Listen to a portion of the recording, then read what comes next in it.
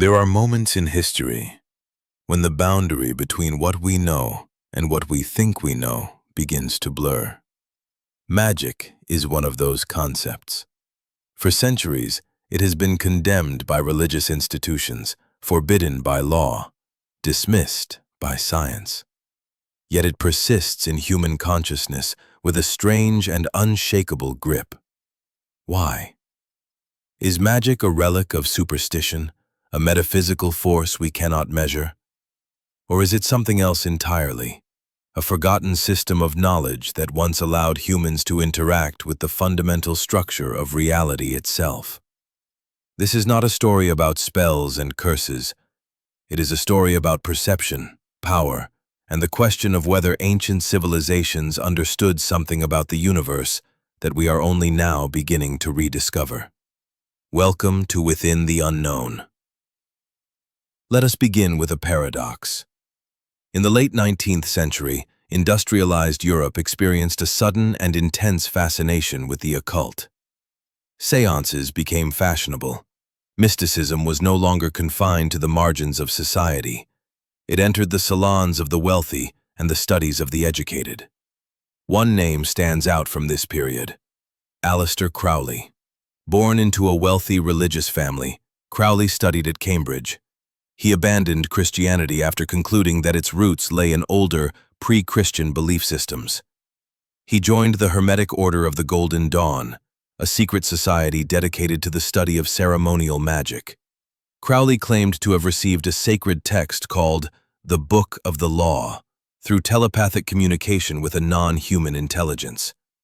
He became the central figure of a movement known as Thelema. His followers viewed him as a prophet. But here is the uncomfortable truth. Crowley's rituals often involved narcotics, sexual experimentation, and psychological manipulation. His organizations attracted people seeking spiritual meaning, but many left disillusioned or damaged. Was Crowley a mystic who tapped into hidden knowledge? Or was he a charlatan who exploited human curiosity and vulnerability? The answer matters, because the way we interpret figures like Crowley shapes the way we understand the entire concept of magic. If magic is nothing more than manipulation and theatrics, then it deserves the scorn it has received. But if there is something real beneath the performance, something that transcends both fraud and folklore, then we are forced to ask a different question entirely. What if the ancients were describing something we simply do not yet have the language to explain? The word magic itself carries weight. In Sumerian, one of the oldest written languages on Earth, the word magi appears. It means man of knowledge. The root me refers to universal laws, the principles that govern the structure of reality. In ancient Egypt, the word was Heka. Heka was not considered trickery. It was understood as the fundamental force through which the gods created the universe. Egyptians believed that humans, made in the image of the gods, could access this force through training and discipline. Heka was taught in temple schools. Students began their education at 7 or 8 years old. They studied mathematics, astronomy, medicine, and alchemy. They learned to manipulate natural forces, prepare medicinal compounds, and perform rituals designed to protect or heal. These were not street magicians. They were trained specialists. The biblical story of Moses and Pharaoh's magicians illustrates this. Moses turns his staff into a serpent. Pharaoh's priests do the same. The story does not portray this as deception. It portrays it as a demonstration of competing knowledge systems. Does that mean the event happened literally? Not necessarily. But it does suggest that ancient cultures took seriously the idea that certain individuals could manipulate physical reality in ways that appeared supernatural. So here is the question. Were they deluded? Or were they accessing something real? In the Mayan civilization, priests were trained in what we might call temporal magic. They studied the movements of celestial bodies with extraordinary precision. They believed that time itself was a force that could be influenced through ritual. Celtic Druids used seasonal cycles, sacred geometry, and natural structures like standing stones to perform their ceremonies. They believed that certain places on Earth held concentrations of energy that could be harnessed. In ancient China, the concept of qi emerged. Qi was understood as the life force that flows through all things. Practices like acupuncture, tai chi, and qigong were developed to manipulate this energy for healing and balance. In India, yoga and the Vedic sciences described prana, a universal energy nearly identical to the Chinese concept of qi. Practitioners believed that through breath control, meditation, and specific physical postures, they could direct this energy within their own bodies and influence the world around them. Notice the pattern. Civilizations separated by thousands of miles and centuries of time all arrived at strikingly similar conclusions. They all described a fundamental energy that permeates the universe. They all developed techniques to access it. They all treated this knowledge as sacred and dangerous. Coincidence? Or convergent discovery? Let us pause here and consider what we are being asked to believe. If magic is real, then it challenges the materialist worldview that dominates modern science. It suggests that consciousness is not merely a byproduct of brain chemistry. It implies that the universe is more interactive, more responsive than we have been taught to believe. But if magic is not real, if it is purely psychological or cultural, then we must explain why so many independent civilizations invested enormous resources into something that had no basis in reality. That explanation is harder than it seems, because the effects of these practices were not always imaginary. In 1978, a Western doctor named Lawrence Blair traveled to Indonesia to film a documentary. He encountered a local healer named John Chang, a master of an art called Qigong. Chang demonstrated abilities that defied easy explanation. He could generate heat in his hands sufficient to ignite paper. He could transmit a force through his body that others described as feeling like an electric shock. Blair returned with scientific equipment and skeptical researchers. They observed Chang repeatedly. They felt the energy he claimed to manipulate, but their instruments detected nothing. Chang insisted that what he was doing involved a form of energy that Western technology could not measure. He called it qi. After demonstrating his abilities on camera, Chang withdrew from public life. He said he had violated a sacred teaching by revealing the technique to outsiders. The footage still exists. The scientists who tested him confirmed that something happened, but they could not explain it. So what are we left with? A hoax? A misunderstanding? Or evidence that human beings can interact with aspects of reality that lie outside the current boundaries of scientific measurement? Now let us turn to the darker side of this story. Magic has always had a shadow. If the fundamental energy of the universe can be used for healing, it can also be used for harm. If knowledge can be wielded for growth, it can also be weaponized for control. Throughout history, this duality has played out repeatedly. In ancient Babylon, King Hammurabi codified laws against sorcery. The punishments were severe. If someone was accused of casting a harmful spell, they were subjected to trial by ordeal. If they drowned, they were considered guilty. If they survived, they were declared innocent. This seems absurd to us now, but it reveals something important. People believed that magic worked. They believed it could cause real harm, and they feared it enough to make it a capital offense. In the Hebrew Bible, the book of Deuteronomy explicitly forbids witchcraft, divination, and communication with the dead. The New Testament echoes this prohibition. The Quran does the same. Why would three major religious traditions independently ban a practice that had no real power?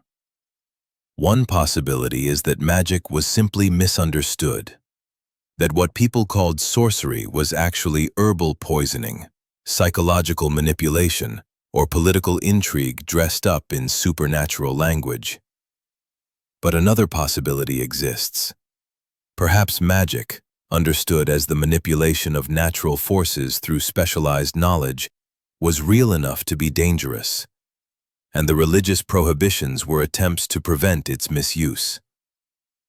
Consider this. A healer who knows how to prepare a salve that closes wounds also knows how to prepare a poison that opens them. A priest who understands how to channel energy for healing also understands how to disrupt that energy for harm. The knowledge itself is neutral. The application determines the outcome. Here is where the story becomes uncomfortable. If magic is simply advanced knowledge of natural laws, then the line between magic and science begins to dissolve. Think about what we now take for granted. We split atoms to generate power. We manipulate electromagnetic fields to transmit information across the globe.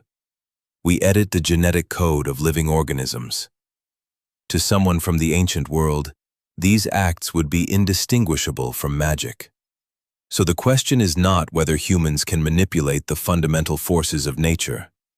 We demonstrably can. The question is whether there are forces we have not yet learned to measure. Modern physics offers some intriguing hints.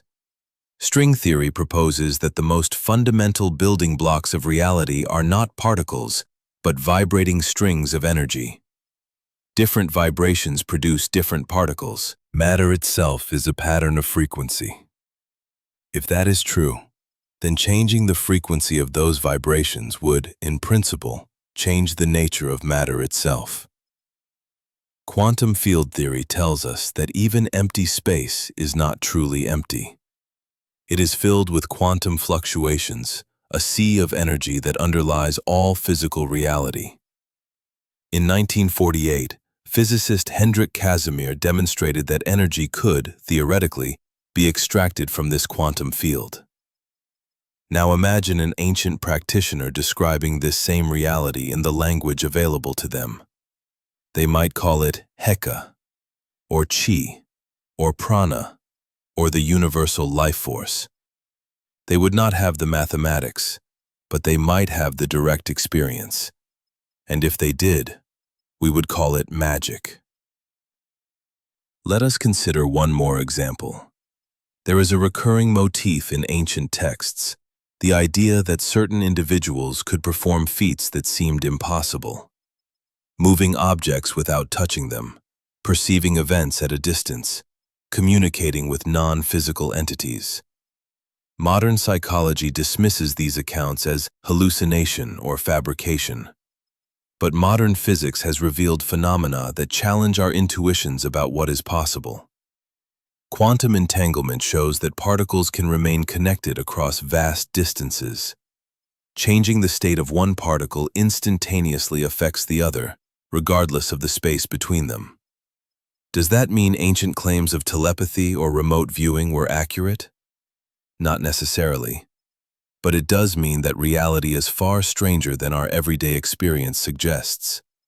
The boundary between the possible and the impossible is not as clear as we once thought. So where does this leave us? Magic, in the classical sense, was a system of knowledge. It was the study of how to interact with the fundamental forces of the universe. It included medicine, psychology, astronomy, and what we might now call energy work. Some of that knowledge was empirical. Some of it was symbolic. Some of it may have involved phenomena we still do not fully understand. Over time, magic was suppressed. Religious authorities feared its misuse. Enlightenment thinkers dismissed it as superstition. The scientific revolution replaced it with a different framework, one that prioritized measurement, repeatability, and material explanation. But in doing so, we may have lost something. Not spells and incantations, not the ability to summon demons or turn lead into gold, but perhaps a more holistic understanding of how consciousness, energy, and matter interact. Eastern traditions preserved some of this understanding. Practices like meditation, yoga, and energy healing continue to this day.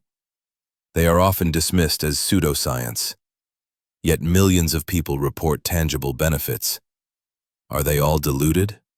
Or are they accessing something real that we have not yet learned to measure? Here is the most unsettling possibility. What if the ancient magicians were not primitive mystics groping in the dark? What if they were researchers working within a different paradigm, one that included subjective experience as a valid form of data? Western science insists on objectivity. It requires that phenomena be observable by anyone, regardless of their state of mind. This has given us immense power, but it has also excluded entire categories of experience from investigation. Consciousness itself remains unexplained. We do not know why we are aware. We do not know how subjective experience arises from physical processes. We do not know if consciousness is confined to the brain or if it extends beyond it. These are not fringe questions. They are central to our understanding of reality. And they are the same questions the ancient magicians were asking. Let us return to the beginning. Aleister Crowley was a fraud in many ways, but he was also part of a much older tradition. A tradition that believed human beings could access hidden dimensions of reality through disciplined practice. Was he successful? That depends on how we define success. Did he manipulate people? Yes. Did he use substances to induce altered states? Yes. Did he create rituals that gave people powerful psychological experiences? Also yes. But does that mean the experiences themselves were meaningless? Modern neuroscience has shown that psychedelics, meditation, and rhythmic movement can produce profound shifts in consciousness. They can dissolve the sense of self. They can create feelings of unity with the universe. They can reveal patterns and connections that are not accessible in ordinary states of mind. Are these experiences real? Or are they just brain chemistry? The question itself may be flawed. Because if consciousness is fundamental to reality, if it is not merely a byproduct but an essential component, then the distinction between inner and outer, subjective and objective, begins to collapse. Here is what we know. Ancient civilizations developed sophisticated systems for understanding and manipulating natural forces. They trained specialists in these systems over decades. They treated this knowledge as sacred and dangerous. Some of what they did was empirical. Some of it was symbolic. Some of it may have involved phenomena we still do not understand. Modern science has explained much of what they observed, but not all of it. There are documented cases of individuals demonstrating abilities that defy conventional explanation. Healers who produce measurable physiological changes. Meditators who alter their brain waves in impossible ways. Remote viewers who describe distant locations with uncanny accuracy. These cases are rare. They are difficult to reproduce. They do not fit neatly into the scientific framework. But they exist, and they suggest that the map of reality we have drawn is incomplete. So what is magic? Is it a metaphysical power, a forgotten science, a psychological phenomenon, a cultural artifact? Perhaps it is all of these things. Perhaps magic is what we call the gap between what we know and what we have not yet learned to explain. The ancient practitioners were not fools. They were observers. They developed techniques based on direct experience. They encoded their findings in symbol and ritual because they lacked the language of mathematics and physics. We have the language now. We have the tools. But we have also narrowed our field of vision. We have decided, often unconsciously, that certain experiences do not count as evidence, that certain phenomena are not worth investigating, that the interior dimension of reality is less real than the exterior. But consciousness is where we live. It is the only thing we experience directly. Everything else, matter, energy, space, time, we infer from sensory data processed through awareness. If we exclude consciousness from our model of reality, we are building a map that leaves out the territory we actually inhabit. The question is not whether magic is real. The question is whether we are willing to expand our definition of what is real. The ancient magicians believed that the universe was alive, that it was responsive, that human beings, through disciplined practice, could participate in its creative processes. Modern science tells us that the universe is governed by impersonal laws, that consciousness is an accident, that meaning is something we project onto an indifferent cosmos. But what if both perspectives contain truth? What if the universe is governed by laws and is also alive? What if consciousness is both a product of matter and a fundamental feature of reality? What if meaning is both constructed and discovered? These are not contradictions. They are complementarities, and they are the same paradoxes the ancient magicians grappled with. We live in a strange time. Science has given us unprecedented power over the material world, but it has also created a sense of alienation. We have mastered the exterior, but we have lost touch with the interior. Magic, in its truest sense, was the art of integration. It sought to unite the inner and outer worlds, to harmonize the subjective and objective, to bring consciousness and cosmos into alignment. We do not need to resurrect ancient rituals. We do not need to believe in literal demons or angels. But we might need to reconsider the assumptions that have shaped our worldview. We might need to acknowledge that reality is larger, stranger, and more mysterious than we have allowed ourselves to imagine. Because the greatest magic is not turning lead into gold. It is not summoning spirits or casting spells. The greatest magic is recognizing that we are part of a living, intelligent, interconnected whole. That our thoughts, intentions, and actions ripple through a web of relationships we can barely perceive. That we are not separate from the universe. We are expressions of it. And that understanding, that direct, experiential knowing, is what the ancient magicians called wisdom. So here is the final question. If magic is the forgotten science of how consciousness interacts with reality, then what are we losing by refusing to investigate it? What possibilities are we closing off? What healing are we denying? What understanding are we leaving undiscovered? The ancients believed that humans were created with the ability to access the fundamental forces of creation, not to dominate them, not to exploit them, but to participate in them with wisdom and humility. Perhaps that is the real secret. Not power, but participation. Not control, but connection. Not certainty, but wonder. And that, perhaps, is the magic we need most.